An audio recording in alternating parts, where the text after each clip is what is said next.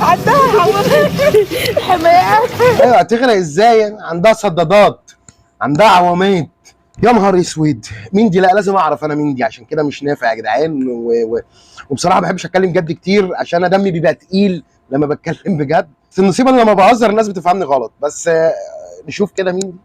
اخش يا ابن خالتي الاقي واحده كاتبه الفنانه دوسه، الصفحه الرسميه للموناليزا دوسه، الاقامه الحاليه لبنان والامارات.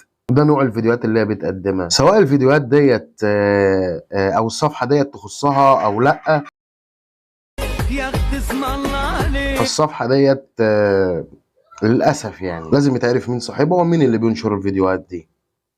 لو مش هي يبقى اللي عاملها يتحاسب. زي ما انتم شايفين طبعا الحجوزات، مش عارف حجوزات ايه بالظبط وكلام من هذا القبيل زي ما انتم شايفين. ولما الناس بتحذرها بتقول لها تتحبسي، بتقول لهم في الكومنت اللي انتم شايفينه لا مش هتحبس لاني ما عملتش حاجه غلط وانا فنانه استعراضيه والمفروض يتحبس ناس كتير. يوم حلو ما شاء الله.